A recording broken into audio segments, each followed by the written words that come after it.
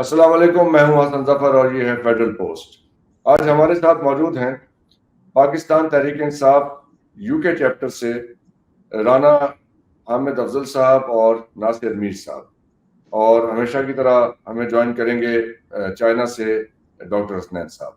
तो welcome gentleman everybody.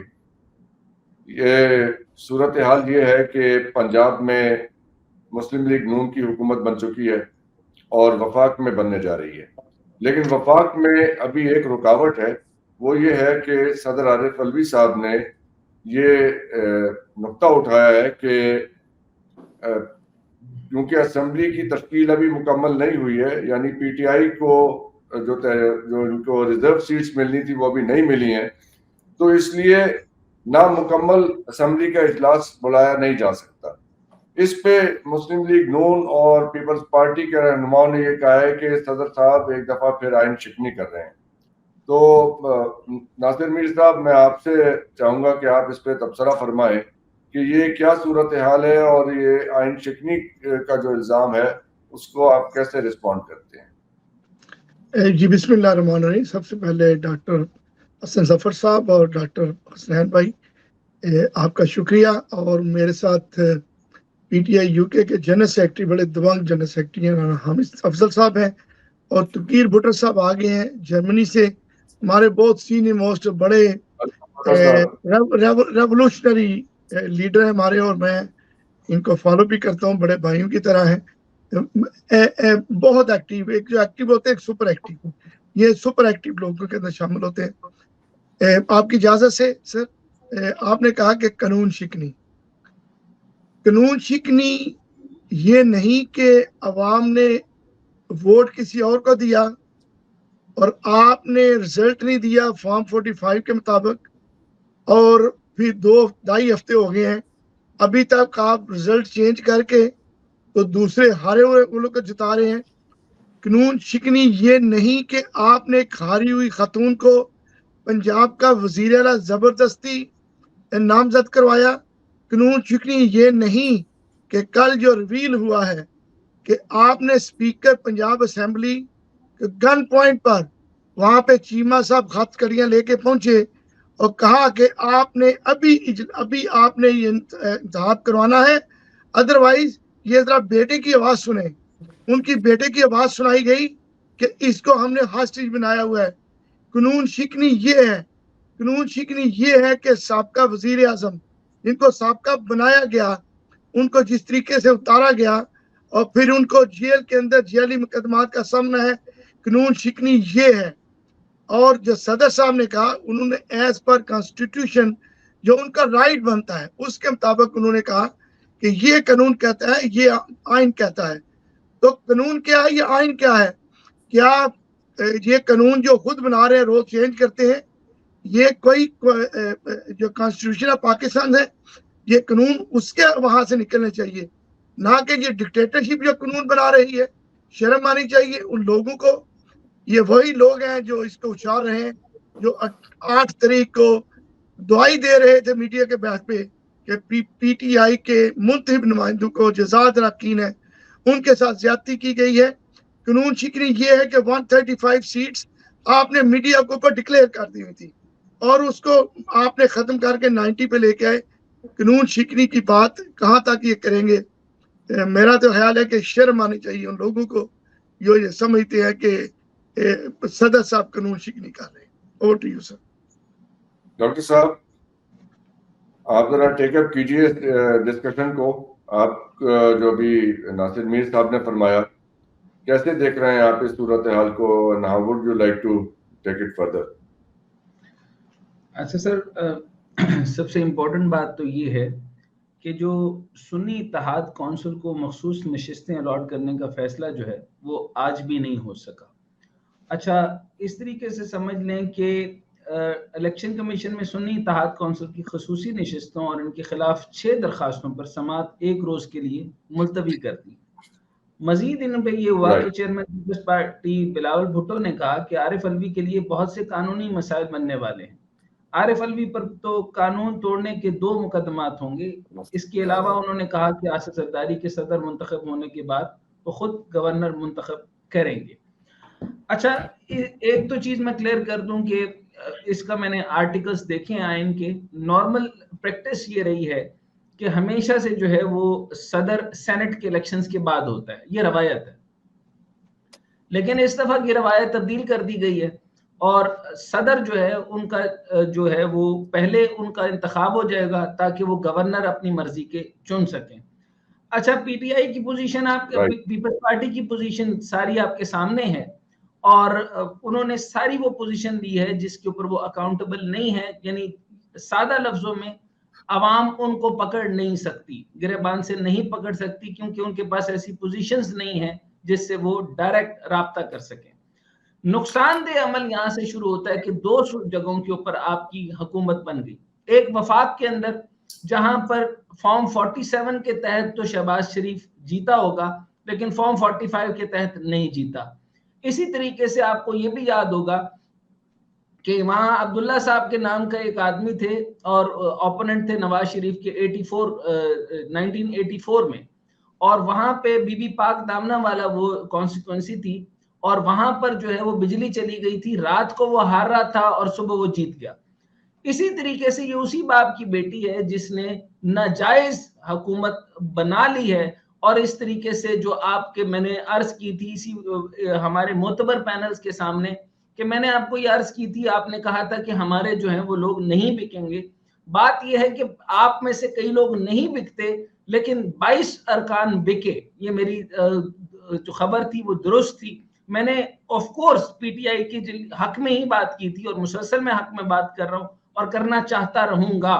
वजह उसकी ये है कि दो बड़े अहम मैटर्स हैं, एक है रेमिटेंसेस और दूसरा पाकिस्तान को संभालने का मामला।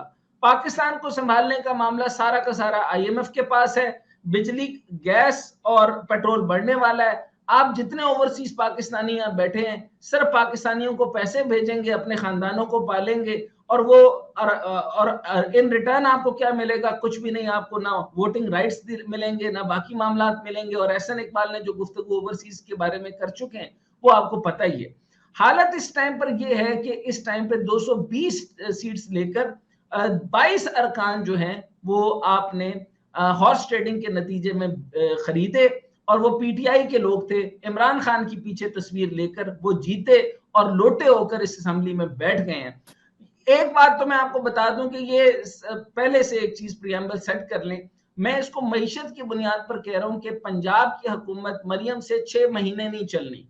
अच्छा, एक तो मईशत से की वजह से नहीं चलनी और दूसरी कैलबरी फंड से लेकर इसने एक और लफ्ज एक जो है वो जलसे में कहा कि अब हमें पूरी दुनिया साइफर नहीं भेजता। अंदाजा कीजिए कि इसकी जहालत की इंतहा ये है कि आपके इतनी यानी पढ़ने की जरूरत ही नहीं की। कभी कोई बंदा 2 किताबें पढ़ लेता है और आपने एक इंटरव्यू उसका सुना होगा जिसमें उसने कहा कि मैं रियलिटी में फिक्शन देखती हूँ या फिक्शन में रियलिटी देखती हूँ। मुल्क को बर्बाद कर दिया, करोड़ों की नौकरियां नहीं है। 22 साल के लड़के लड़कियां जो हैं वो तकरीबन हाफ ऑफ द आबादी हो चुके हैं। इतनी जवान लोग कहां जाएंगे? यूनिवर्सिटियों में दाखिले नहीं हो रहे, स्किल एजुकेशन नहीं है, यहाँ पर जो है वो टैफ्टा नहीं है, बाकी इंडस्ट्री नहीं है। और फिर क्या होगा? फिर आपकी जो मरियम औरंगजेब है वो पीटीवी पर बैठ के कहेगी कि इमरान खान को उसी दिन उसका जो है वो सर कलम कर देना चाहिए था जब ये फितना परवान चढ़ा था। फितना इसलिए कहा क्योंकि उसने लोगों को जगा दिया, लोगों ने टर्न आउट दिया, लोग निकल पड़े। ये शऊरी काविश हो चुकी है, लोग जमहूरियत के रास्ते चल पड़े हैं। वो तो इमरान को निकलवा लेंगे, लेकिन इनका क्या बनेगा ये सोचना है। लेकिन हमें ये अभी तक काविश अभी तक नहीं है।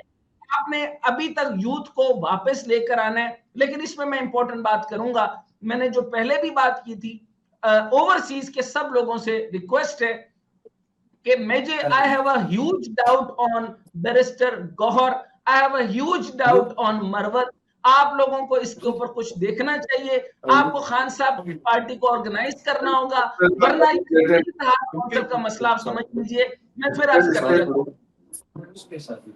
कमेंट लेते हैं राना अफजल साहब से। आखिरी बात कर, सुन्नी इत्तेहाद वाला मसला मैंने पिछली दफा भी उठाया था। सर, टेक्निकल पॉइंट ये है कि इस टाइम पे अगर मखसूस सीटें 26 के करीब जाया हो रही हैं, आगे सेनेट के इलेक्शन है और सेनेटर अगर आप लोगों ने अपने ना बनवाए तो और मखसूस सीटें ना मिली तो इससे 20 से 25 सेनेटर आपके ज़ाया होंगे। सो आप अंदाजा कीजिए, एक तो अर्ली इलेक्शन वाली बात याद रखेंगे तो मैं आपको इस यानी थोड़ी सी तसल्ली दे दूं कि ये हुकूमत 6 महीने से ज्यादा नहीं चलनी, ये सिर्फ शहबाज शरीफ को वो खोता बना के जो बिठाया गया है, वो सिर्फ और सिर्फ उन्होंने 24th रिव्यू लेना है, उसके बाद बजट करवाना है, जुतियां पड़वानी है और उसके बाद रीपोल करवा के इमरान खान साहब को ले आया जाएगा। लेकिन इससे पहले जो जो कुछ होगा उसके लिए आप लोगों को आवाज उठानी होगी। आमिर अफजल साहब, आप जरा इस पे कमेंट कीजिए। डॉक्टर साहब ने जो ये पॉइंट्स रेज किए हैं कि पीटीआई के अंदर जो इस वक्त लीडरशिप का इस वक्त क्राइसिस है मुल्की सतह पे खान साहब के अंदर होने की वजह से, और जिस किस्म के लोग अभी आपका शो रन कर रहे हैं पाकिस्तान में, उस पर आप क्या कहना चाहेंगे?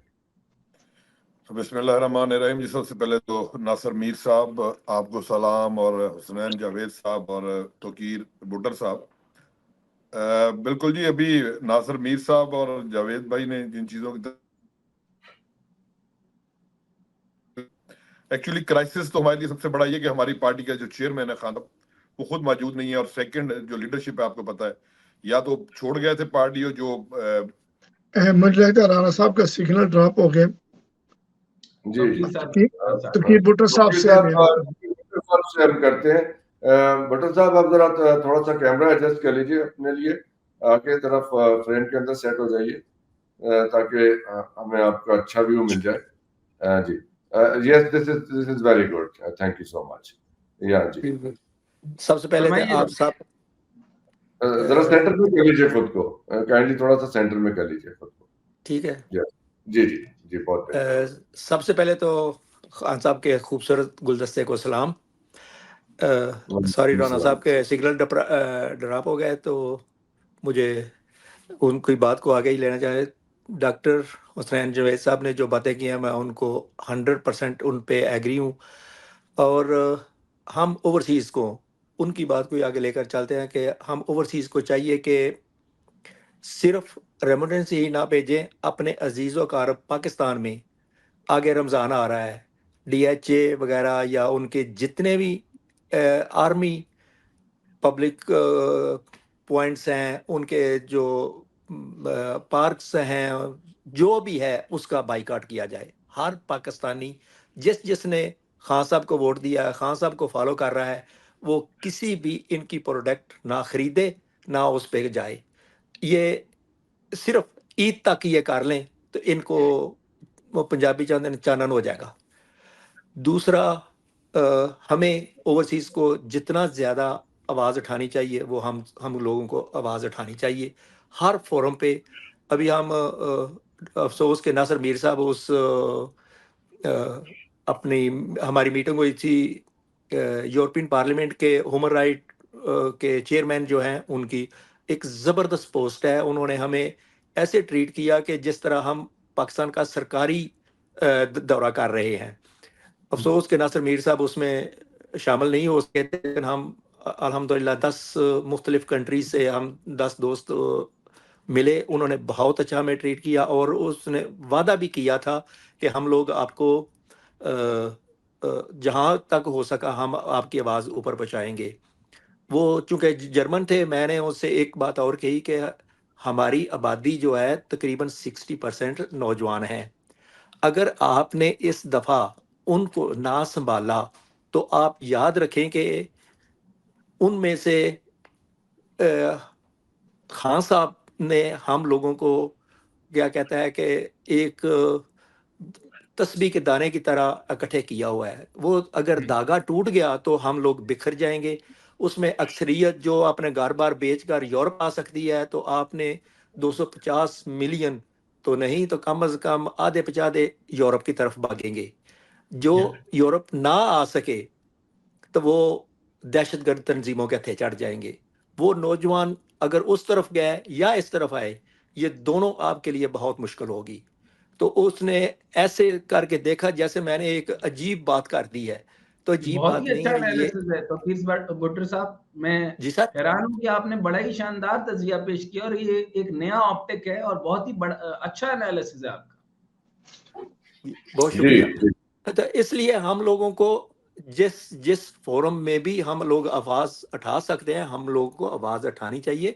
अभी उसके मैंने अपनी ज़ात से भी एक सवाल करना था, तो उससे मैंने, क्योंकि जो जर्मन थे, अभी हमारा यूरोपियन पार्लियामेंट में जो लोग जा रहे हैं उनके इलेक्शन होने वाले हैं, तो अपने अपने ममालिक में वो एक्टिव होंगे अपने वोट लेने के लिए।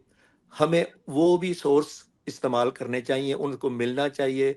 जो ऐसी पोस्टों पे जाएंगे उनको वोट्स वगैरह भी देंगे, अगर वो हमारी बात सुनेंगे तो यकीनन देंगे। तो मिशेल गालर ने बहुत अच्छा रिस्पॉन्स दिया, और मेरे से तकरीबन 150 किलोमीटर दूर है। मैं कोशिश करूँगा बहुत जल्द जर्मन डेलीगेशन उनसे फिर मिले।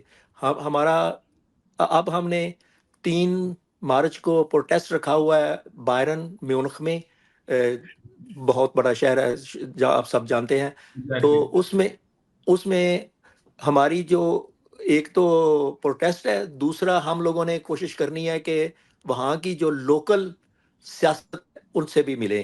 आज दोस्तों ने अल जज़ीरा, वहाँ की जो इंटरनेशनल मीडिया, उनको भी मेल शुरू कर दी हैं कि वो भी हमारा प्रोटेस्ट जो है वो कवर करें। अफसोस कि हमें सारी दुनिया कवर करती है, लेकिन पीटीआई की ऑफिशियल पेज हमें वो जगह नहीं देते। मीर साहब कोई लगवा देते हैं कोई पोस्ट, जो हमारा डेलीगेशन गया था यूरोपियन पार्लियामेंट से मिलने, मीर साहब ने लगाया और दूसरे दिन वो पोस्ट वहाँ से हटा दी गई। ये अफसोसनाक बात है कि ये हम लोगों ने अपने लिए तो नहीं किया था, अपनी मशहूरी के लिए नहीं किया था, ये पाकिस्तान के लिए था। और पाकिस्तान की जो आपके इस पॉइंट को मैं अभी टेक अप करता हूँ।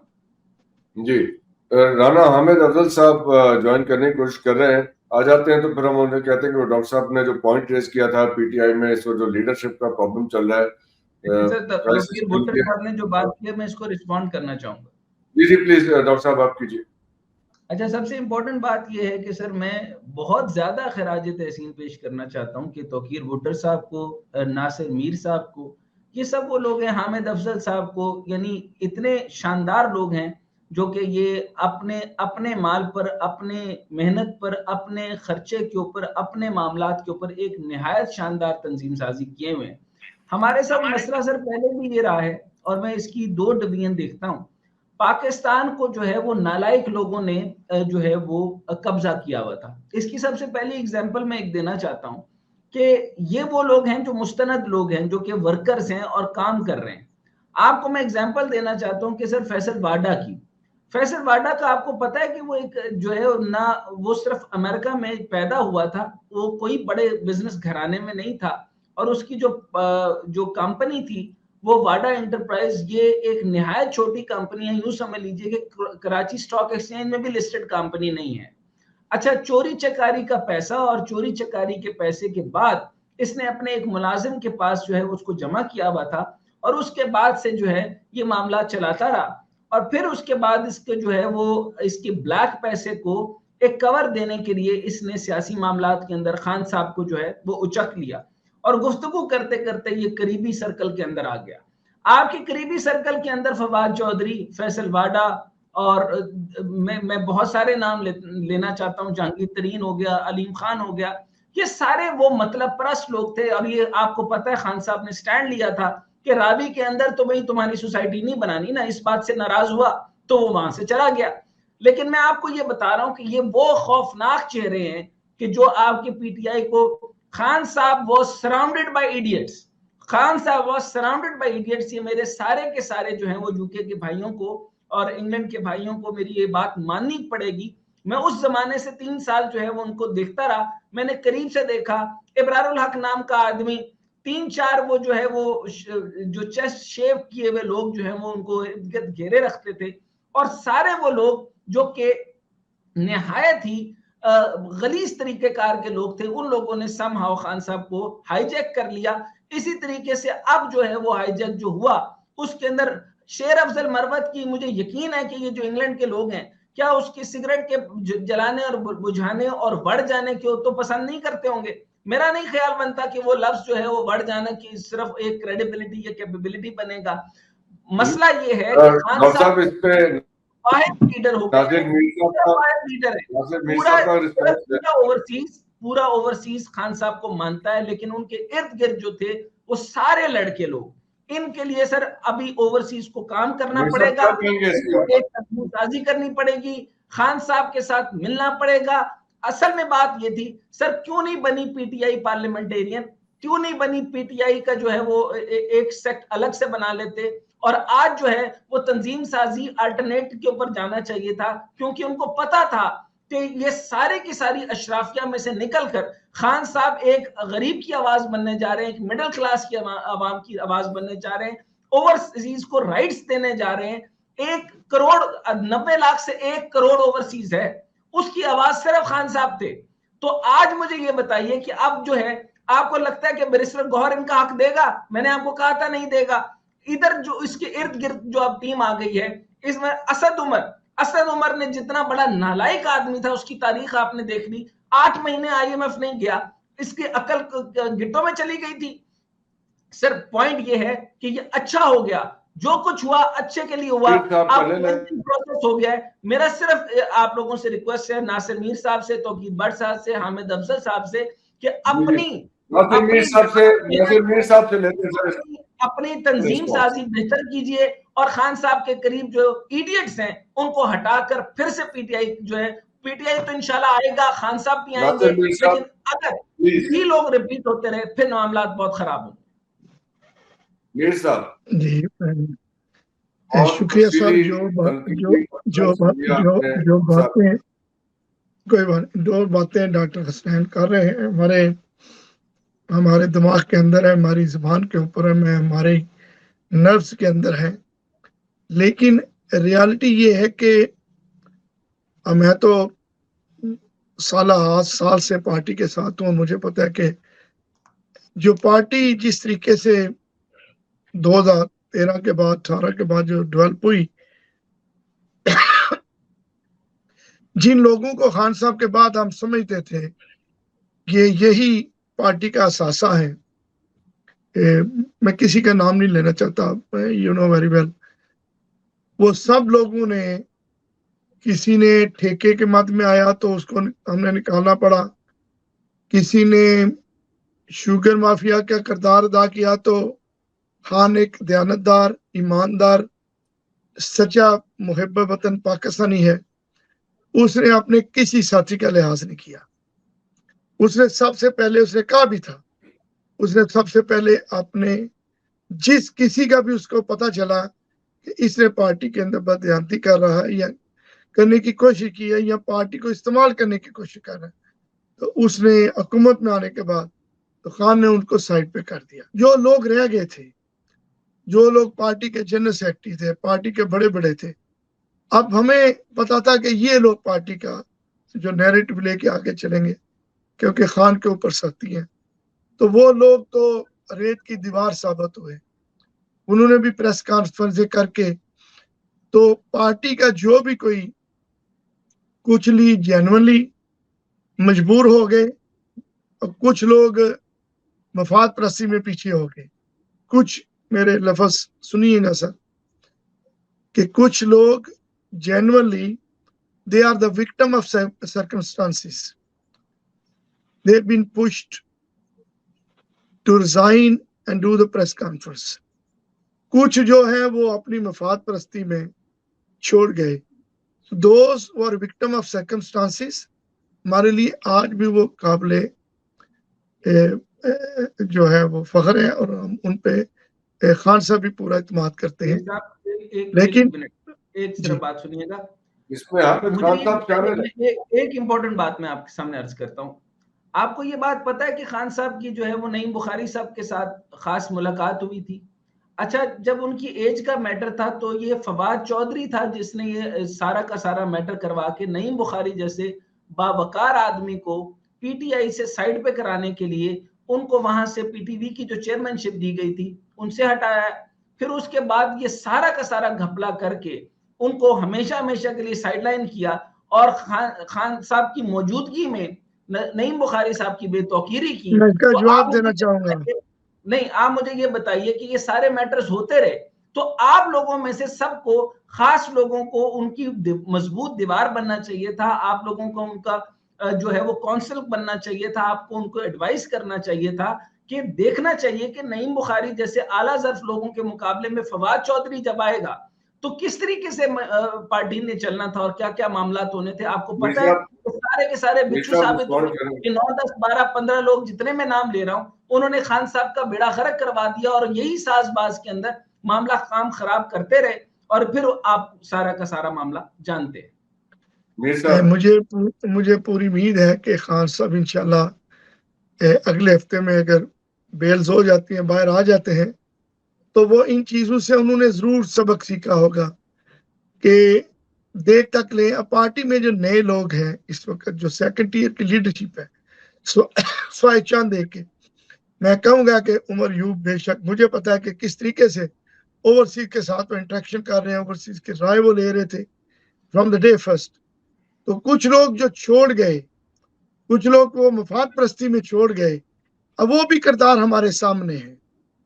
तो इंशाल्लाह ताला जिस तरीके से पार्टी को डिस्बैंड किया गया, जिस तरीके से सख्तियां की गई, जिस तरीके से आप देखें कि मियां असलम को असेंबली में नहीं आने दिया गया जमानत के बावजूद, सर अभी तक वो जो डंडे के जरिए और सख्ती के जरिए कुछ लोग, जैसे अब सत्यान साहब से मैंने स्टार्ट प्रोमो में ये बात की कि स्पीकर पंजाब असेंबली को जिस तरीके से गन पॉइंट पर, गन पॉइंट ही होगी अगर आप उनके सामने आप चेन रखते हैं कि हैंडकफ और आपको हम भी हथकड़ियां लगाएंगे और ये 20 समथिंग केसेस की आपके पास लिस्ट है।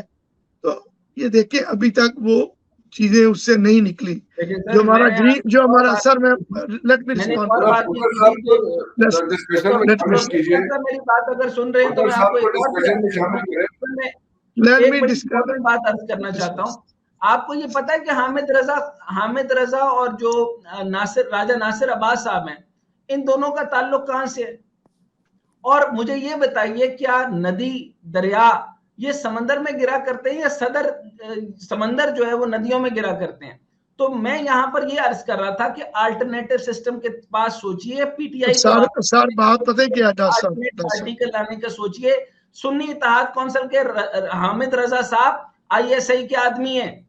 इसी तरीके से आप ये भी समझ लीजिए कि राजा नासिर अब्बास साहब 2013-14 में उन्हीं के आदमी हैं और उन्हीं से पैसे लेते हैं और फौरी तौर पे पार्टी भी उन्हीं की है। आपकी पार्टी को ये हाईजैक करना चाहते हैं। ये मैं आपको रिक्वेस्ट कर रहा हूं, आप वहां से अपने डॉक्टर साहब मैं रिस्पांस करना चाहूंगा प्लीज।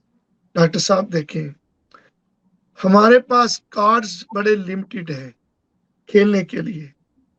हमारे कार्ड चोरी किए गए, हमारे पास बड़े थोड़े कार्ड हैं जिनसे हम बड़ा सोच समझ कर खेल रहे हैं।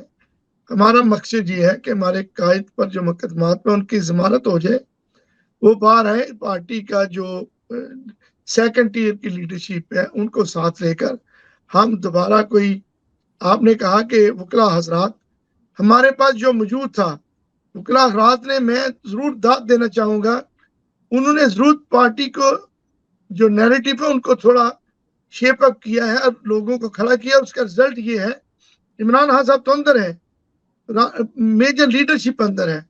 सिर्फ ये लास्ट वीक उमर यूब साहब को बेल दी गई, वो भी तो छुपे हुए थे सख्तियों की वजह से, लेकिन उसके बावजूद यही जो वकला है, यही जो अवेलेबल लीडरशिप थी सर, इन्हीं लोगों ने, इन्हीं मीडिया के हज़ात की वजह से पार्टी ने नैरेटिव शेप किया और पार्टी को वोट पड़े।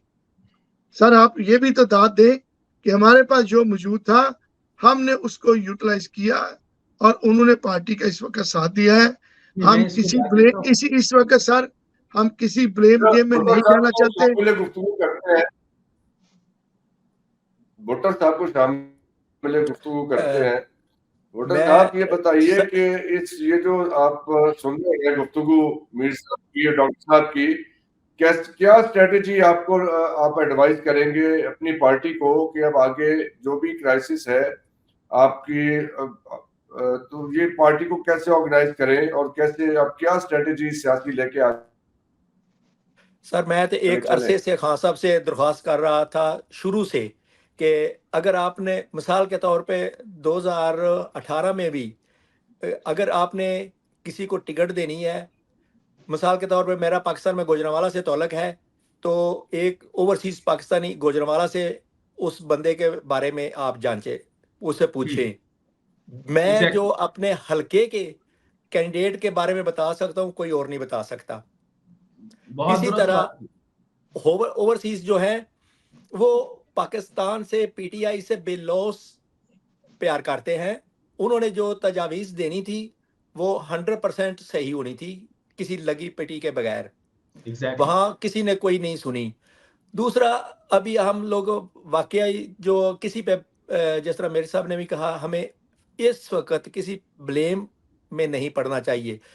हाँ, अगर अभी हम 3 को जो कर रहे हैं, प्रोटेस्ट वगैरह कर रहे हैं, तो मैंने वहाँ लिखा, और जो मैंने तकरीर वगैरह तो मुझे आती नहीं, लेकिन जो दिल की भड़ास है वो मैं ज़रूर निकालता हूँ। दिल की भड़ास ये है, लोग मेरा पासपोर्ट भी इसीलिए ब्लॉक हुआ है कि मैं अपनी दिल की भड़ास निकाल देता हूँ, जो दिल पे आता है वो कर देता हूँ। जब खान साहब को गिरफ्तार किया तो प्रोटेस्ट वगैरह किया, तो मैंने टी शर्ट बैनर उठाया था कि स्टॉप ह्यूमन राइट वायलेशन इन पाकिस्तान। क्या पाकिस्तान में ह्यूमन राइट वायलेशन नहीं हो रही? क्या बिल्कुल मेरा ये सवाल जेन्युइन था या गलत था? बिल्कुल ठीक है, बिल्कुल सवाल सही उसके है। बाद मैंने दूसरा सवाल ये किया था कि Pakistani army chief is illegal. मैं आज भी उस स्टैंड पे खड़ा हूं, क्योंकि वो 3 दिन पहले रिटायर हो गए थे। वो कैसे, किस कानून के तहत वो आज तक पाकिस्तान। उसके पहले मुख्तलिफ मकामात पे मुझे रोका गया, टोका गया कि तुम इन हाजिर सर्विस जनरल को, जब उसने डॉक्टर हैरी ने को खान साहब खुद एफआईआर में उसका नाम नामजद करते हैं, तो हम कौन होते हैं उनको बचाने वाले या उसका नाम ना लेने वाले? हम ओवरसीज को इसको और ज्यादा इस मुद्दे को उठाना चाहिए कि इसमें कौन कौन मुलव्वस है। जो बाजवा का करैक्टर है, जो उसने किया, वो हमने, अगर अदालत ने या सैफर केस पे खान साहब को सजा दी है, तो खुद मान रहे हैं कि सैफर आया। ये किसी चीज पे भी, या उसके बाद जो बदबख्त तीसरे, मैं तो तीनों चीफ के सख्त खिलाफ हूँ। चीफ ऑफ आर्मी स्टाफ ये तो आखिरी बंदा है ना, इसकी तो हद ही कोई नहीं। अगर उसके बाद अदिया चीफ, तीसरा जो इलेक्शन कमिश्नर का जो चीफ इलेक्शन में राजा सुल्तान सिकंदर, ये तीनों चीफ जो इन्होंने पाकिस्तान का बेड़ा गर्क किया है, इनके खिलाफ हर फोरम पे कम से कम मैं तो आवाज उठाता रहूंगा। दूसरों का भी मुझे नहीं पता, मैं तो आवाज उठाता रहूंगा। मैं इनको जो भी आया जहाद समझ के मैं इनके खिलाफ बोलता रहूंगा, क्योंकि उन्होंने जितने जुल्म डॉक्टर किए साहब हैं। जी डॉक्टर साहब आप जरा कमेंट कीजिए, भुट्टो साहब जो कह रहे हैं, जो इस वक्त जिस नजर से लेकिन वो देख रहे हैं सारी सूरत हाल। जो नजर उनकी है वो उनका इजहार है, बिल्कुल इजहार दुरुस्त है। ये ओवरसीज की आवाज को कितना ये भी दबाएंगे? कहीं ऊपर रख दो। अभी मैं सिर्फ अर्जी आपको कर दूं कि ये 1 करोड़ ओवरसीज हैं। पूरा अमेरिका जो है वो पीटीआई का झंडा लेकर थामा हुआ है। आपने इनके पीछे भी झंडा देखा है, आपने मीर साहब के पीछे झंडा देखा है। आपने इतनी मोहब्बत जो है वो पाकिस्तानी जो मुफाद परस्त टोला है, जिनका नाम मैं मुसलसल अभी तक लिया आपको 8-10, शायद वो मसलत की वजह से नहीं ले रहे, लेकिन मैं ले रहा हूँ। लेकिन मैं आपको ये बात बता दूं कि पीटीआई के अंदर शामिल होने वाले एक निहायत ही शानदार आदमी थे, केपी के चीफ सेक्रेटरी थे, और इसी तरीके से वो पंजाब के भी चीफ सेक्रेटरी रहे थे, अरबाब शहजाद साहब, आपको शायद याद हो। निहायत नफीस चेहरा। इसी तरीके से नईम बुखारी साहब। और मैं वाहिद आदमी था जो कि मैंने सिर्फ मिनिस्ट्री में रहकर तो काम किया, लेकिन मैंने इन्हीं लोगों के इर्द गिर्द होने की वजह से खान साहब के साथ काम करना इसलिए नहीं पसंद किया क्योंकि इर्द गिर्द में लूट मार मचाने के लिए लोग आ चुके थे। फिर आपने रिंग रोड भी देखा, फिर आपने जुल्फी बुखारी की भी हरकतें देख ली, फिर आपने सारे मामला देख लिए। जो हो गया सो हो गया, क्लेंजिंग प्रोसेस है। मैं आपको बताऊं कि ओवरसीज में भी शानदार लोग हैं। मैं भुट्टो साहब से बहुत जबरदस्त मुत्तफिक करने वाला हूं कि इन्होंने सही कहा कि खान साहब जो है वो मर्दम शनास हो जाएं, और इनसे पूछ लिया करें कि ये पूरा का पूरा खुरा बता देंगे कि भाई ये गुज्जर खान से लोग कहां से आते हैं, अटक से आदमी का अगर ताल्लुक है तो वो ओवरसीज वाले पूरा का पूरा हसब नसब और खुरा बता देंगे कि ये जेन्युइनली क्या करता है, किस जात का आदमी है। क्या इनकी हरकतें हैं और किस तरह ये धोखाधड़ी करते हैं, ये कहां से आते हैं। अली जैदी का कोई नामो निशान नहीं था, आपको भी पता नहीं और तो भट्ट साहब को भी नहीं पता होगा कि उसका हसब नसब क्या है। इसी तरीके से फैसल वावड़ा हवा से उड़ा, कोई पता नहीं।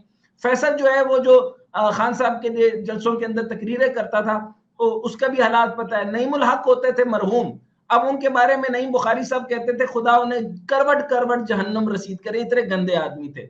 और इस तरह के आदमी के कहने के लिए इसलिए जरूरी है। उसके साथ एक आदमी होता था जो कि खान साहब से तस्वीर खिंचवाने के भी 25 लाख ले लेता था, जो कि खान साहब को तो नहीं पता होते थे। इसी तरीके से नईमुल हक जो है वो तमाम एंकर पर्सन को गंदी गंदी हरकतें करके जो है ना वो खान साहब से इंटरव्यू का टाइम देता था। इसमें खान साहब का तो कोई कसूर नहीं। सो आपने जितनी भी आगे करप्शन देखी और करप्शन के बाजार देखे, खान साहब उससे लाइल्म है, उनको नहीं पता और वो इस चीजों के मोहताज भी नहीं है। और जिन जिन लोगों ने बाद में मामलात किए, अब मेरे ख्याल में खान साहब को जो लफ्ज तो भुट्टर साहब ने कहा कि अब तो चानन हो गया है।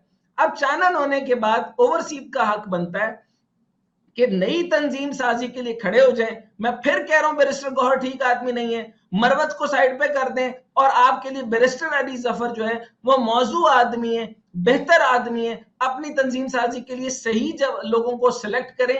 आपने पब्लिक फोरम पे जैसे हमारे साथ बात कर रहे हैं, आप यहां बेशक नाम ना दीजिए और किसी के खिलाफ बात ना कीजिए, लेकिन अपनी प्राइवेसी के अंदर जिस वक्त आपकी काउंसिल बैठती है उस वक्त तो आप बता सकते हैं कि अली जफर जो है वो समझदारी के साथ आपको लीड करवा के ले जाएगा, कुछ लोगों को साथ जो बेहतर लोग हैं। वरना आप पाकिस्तान के अंदर तहरीक इंसाफ को तो खत्म करना चाहते हैं, जो नहीं होगी। एक दफा खान साहब आएंगे, 6 महीने के अंदर हुकूमत वफाक से चली जाएगी, ये मैं आपको बता रहा हूं। सिर्फ और सिर्फ जो है वो IMF के 24th रिव्यू और जो स्टैंड बाय एग्रीमेंट है उसके अंदर तकरीबन जो है वो अप्रैल के मिड में पैसा भी मिलना अभी तक नहीं आया। और फिर इसके बाद जो इतना महंगाई का तूफान आना है, सो हालात बहुत खराब है। पंजाब की जो मईशत बर्बाद हो जाएगी, लोग सड़कों पे निकल आएंगे, नौजवान बर्बाद हो रहे हैं और वो डंकियां लगाएंगे। आपके ही बच्चे हैं जी, वो इधर उधर जब भाग के जाएंगे तो रास्ते में मारे जाएंगे, तो दुख तो आप लोगों का होना है। सो इस चीज को आप देखें और कॉन्सेंस बनवाएं। खान साहब दोबारा आए और दोबारा अपनी तंजीम को, अपनी PTI को संभालें तो उनके साथ सही लोग। जी सर, मैं आखिर में एक बात फिर वो अपनी पहली बात दोहराना चाहता हूं। अगर कोई बंदा किसी डर की वजह से हफ्ते को नहीं निकल रहा तो खुदारा ईद तक अपने घर में बैठकर इनके प्रोडक्ट्स की बाइकआउट करें। ये तो कर सकते हैं ना, अपने माँ भाइयों को बोलें कि ये खुदारा अक्सरी प्रोडक्ट का बाइकआउट करें। स्ट्रेटजी क्या होनी चाहिए भट्टर साहब? स्ट्रेटजी PTI की क्या है? सियासी स्ट्रेटजी जी, PTI की सियासी स्ट्रेटजी क्या है PTI की इस सूरत हाल से निकलने के लिए? सर वो भुट्टो साहब की जगह अगर मैं जवाब दूं तो पहली बात ये है कि सबसे पहले तो खान साहब को बाहर लेकर आए और उसके बाद जो है वो सारी की सारी जो है वो मामलात बनते रहेंगे। उनका वोटर बहुत है, सपोर्टर बहुत है, वो क्लीन स्वीप कर चुके हैं, वो ऑलरेडी वजीर आजम बन चुके हैं। उनको सही तरीके से अंदर लाने दें। आपके भुट्टर साहब और नासिर मीर साहब आपके खान साहब को बाहर लाने के लिए जो गड़बड़ कर रहे हैं ये वही कर रहे हैं। उनको बाहर निकलेंगे तब जब उनका सड़कें जो हफ्ते को जो प्रोटेस्ट कॉल दी गई है पूरा पाकिस्तान बंद हो, इनको पता लग जाएगा, यकीन करें कि पता लग जाएगा कि रेमिटेंस ओवरसीज पाकिस्तानी नहीं भेज रहे। हम कोशिश कर रहे हैं जितने भी हैं, मैं खुद सारी दुनिया को बताता हूँ, मैं जितने लोग पाकिस्तान यहाँ काम करते हैं वो अपने घर में खर्चे भेजते हैं, मैं पाकिस्तान से उनको दिलवा देता हूँ लीगल तरीके से। मैं तो नहीं भेजता, ना इन लोगों को कहता हूँ कि भेजो। दूसरे नंबर पे जो सड़कें जो हर चीज पाकिस्तान PTI अगर बाहर निकलेगी तो उनको दुनिया मारेगी। कल कराची में आप लोगों ने देख लिया था, फ्राइडे को गालबन था, जमीयत को किसी ने कुछ नहीं कहा। वो जना रोड उन्होंने बंद कर दी थी कराची में। इस तरह बाकी अब सारी जमातों को जिस तरह निकल कर एहतजाज कर रहे हैं हफ्ते को, PTI जो वर्कर है वो उसको निकलना चाहिए, उसी तरह निकलना चाहिए जिस तरह 8 तारीख को निकले थे। अगर इस दिन निकल आए तो खान साहब बाहर होंगे। डॉक्टर साहब, मीर साहब से मीर साहब लास्ट कमेंट्स प्लीज। मीर साहब आपका माइक ऑफ है। मीर साहब माइक ऑफ है आपका। सॉरी अच्छा बस इस कमेंट के बाद मेरे हाले प्रोग्राम का इख्तितामिया का मैंने भी लेट हो रहा हूँ।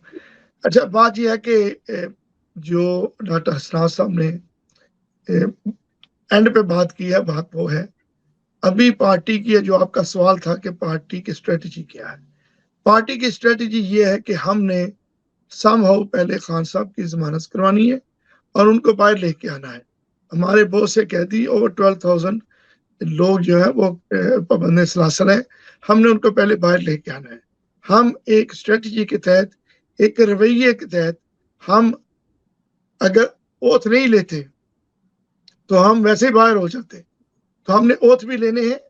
जी हाँ, हमने जहाँ पे सख्ती करनी है वहां स्मूथ और पॉलिटिकल तरीके से हमने चीजों को मैनेज भी करना है। तो अभी तक तो ये है कि हम असेंबली के अंदर और बाहर भरपूर एहतजाज करेंगे। ये हमारे साथ खेलते रहेंगे, कोई जैसे सतार आएगा एक आधी सीट दे देगा, वो कोई इकबाल आएगा वो सीट छीन लेगा। ये खेल इन्होंने हमारे साथ अब खेलना है। लेकिन हमारा मेन पर्पस जो है, मेन हमारा काम इस वक्त होना भी ये चाहिए कि हमारे कायद, हमारे कैदी, हमारी ख्वातीन, बच्चियां, बड़ियां, वो पहले बाहर आए, हम फिर खुलकर इनके साथ खेलेंगे। This is the strategy, we have to be careful. हम अगर आउट ऑफ द वे जाके इस वक्त कोई हंगामे करेंगे तो चीजें मजीद खराब होंगी। आपका मुकाबला ग्रीन सेक्रेटरीट से है, आपका मुकाबला बड़ा सख्त है। जो भाई हुकर क्रुक हर चीज अपनी मनवाना चाह रहे हैं, we have to be careful. Thank you very much Nasir Mir साहब। हमें ज्वाइन कर रहे थे यूके से तौकीर भुट्टर साहब जर्मनी से और डॉक्टर हसनैन जावेद चाइना से, and my self of course from Lahore Pakistan. आप सब लोगों की शिरकत करने का बहुत बहुत शुक्रिया और आपका देखने का बहुत बहुत शुक्रिया। खुदा। Thank you so much once again. बहुत शुक्रिया आप सबका।